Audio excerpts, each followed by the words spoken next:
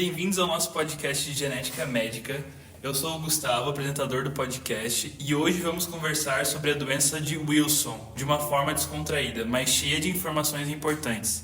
Para começarmos, Letícia, que é geneticista, como você explicaria de forma geral o que é essa doença?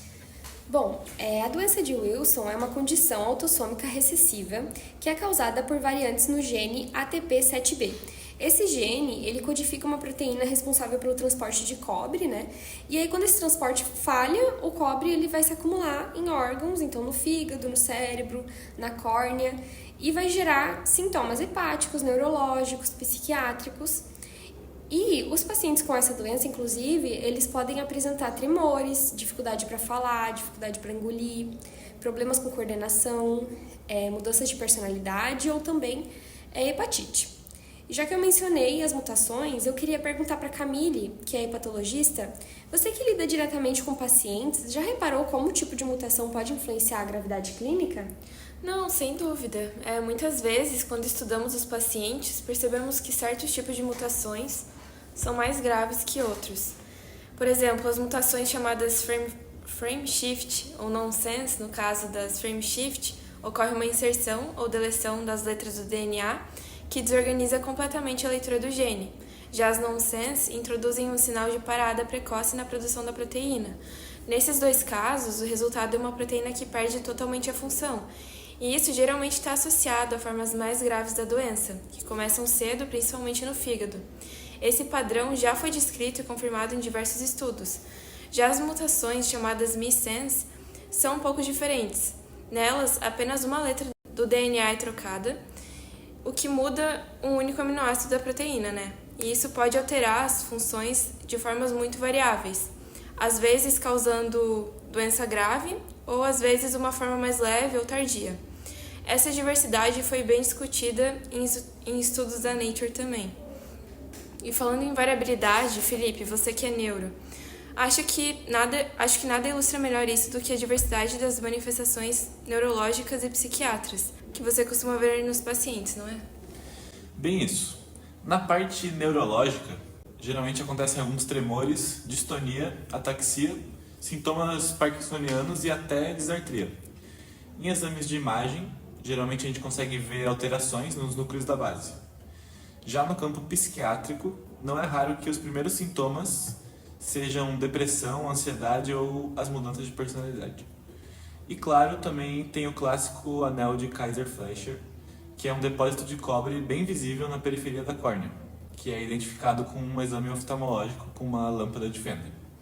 O interessante é que nem sempre dois irmãos com a mesma mutação apresentam os mesmos sintomas ou fenótipos, o que aponta para alguns fatores modificadores. Larissa, isso conecta bem com os dados e estatísticas da epidemiologia que você estuda. A frequência populacional e como a genética se expressa de forma diferente, não é? Com certeza, a prevalência estimada é de 1 em 30 mil indivíduos. Já os portadores heterozigotos que carregam a mutação no gene, mas não manifestam a doença, é em torno de 1 em 90 pessoas. Mas estudos genômicos recentes sugerem que a prevalência genética real pode ser maior, chegando a algo em torno de 1 em 7 mil, em algumas populações. Isso se dá por penetrância incompleta e expressividade variável.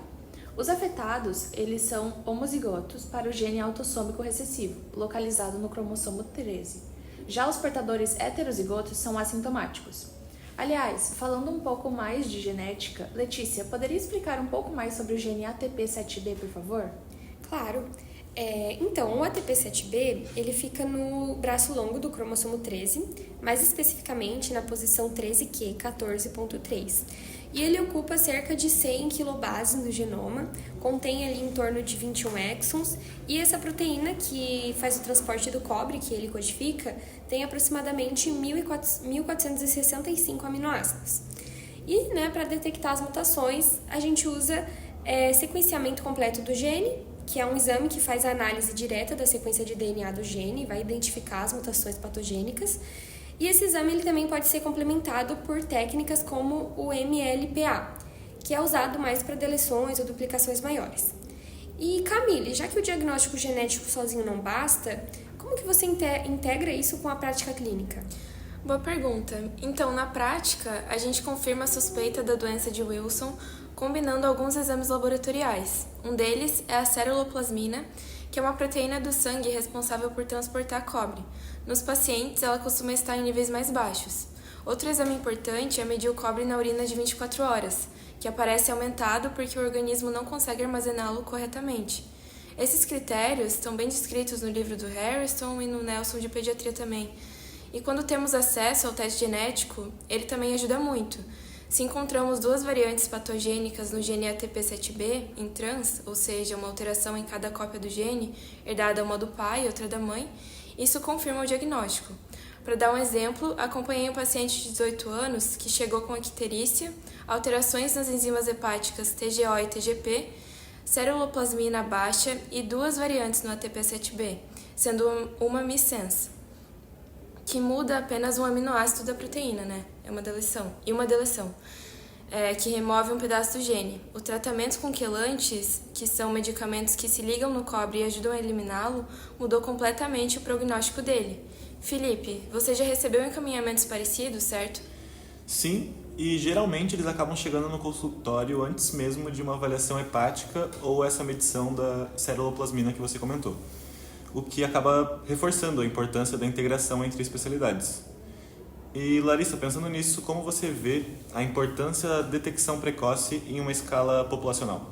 Esse é um ponto muito importante porque temos estimativas genômicas mostrando prevalência maior que a clínica diagnosticada. Isso significa que existe uma brecha de subdiagnósticos. Então, isso mostra a importância de estratégias de rastreio em populações de risco ou familiares, o que favorece a mudança do curso da doença. Esses subdiagnósticos se dão pelo efeito cumulativo da doença. Isso quer dizer que os sintomas da doença demoram para aparecer e muitas das vezes que aparecem a pessoa já está na vida adulta, já tem até filhos. Então, vocês que estão em contato diariamente com a prática clínica, poderiam citar algum caso que chegou até vocês com essa doença?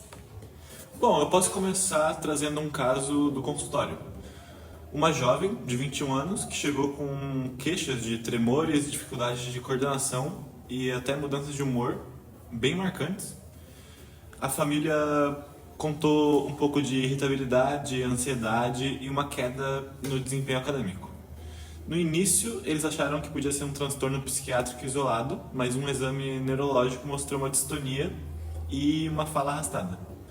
Eu acabei solicitando um exame de imagem, uma ressonância, que revelou alterações nos núcleos da base.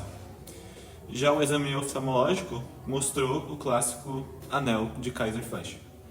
A partir daí, em parceria com a Hepato, vieram mais achados: a ceruloplasmina baixa e o cobre urinário elevado. O teste genérico confirmou duas variantes no ATP7B. Foi um choque para a família, mas também um alívio, porque o diagnóstico precoce foi possível um tratamento com quelantes para estabilizar o quadro e impedir essa progressão neurológica. Esse caso mostra como muitas vezes o primeiro contato acaba não sendo no fígado em si, mas no cérebro ou uma percepção da mudança comportamental. Eu lembro de um caso também que me marcou, um rapaz de 20 anos que chegou no pronto-socorro com icterícia e dor abdominal. A princípio parecia hepatite viral, mas os exames deram negativo. Ele tinha transaminases bem elevadas, ceruloplasmina baixa e excreção de cobre na urina muito acima do normal. A cereja do bolo foi o anel de Kaiser-Fleischer. No exame oftalmológico, fizemos o sequenciamento e encontramos duas variantes no ATP7B, uma mutação missense já conhecida e uma deleção de exon. O diagnóstico de Wilson foi confirmado. Ele começou o tratamento com penicilamina e acompanhamento regular. E felizmente respondeu muito bem. Esse tipo de caso mostra como, se a gente pensa cedo na possibilidade, consegue mudar completamente o prognóstico. Muito bom esses casos, deu para entender muito melhor agora sobre a síndrome. E agora eu vou fazer um leve resumo. O gene é um ATP7B na região 13q14.3. As mutações mais comuns são missense e nonsense, mas também é em DELs e rearranjos maiores. O fenotipo inclui manifestações hepáticas, neurológicas, psiquiátricas e oftalmológicas. E a prevalência pode ser bem maior do que antes se pensava. A mensagem prática é: diagnóstico precoce salva fígado, cérebro e qualidade de vida. Muito obrigado a todos pela audiência e até o próximo episódio.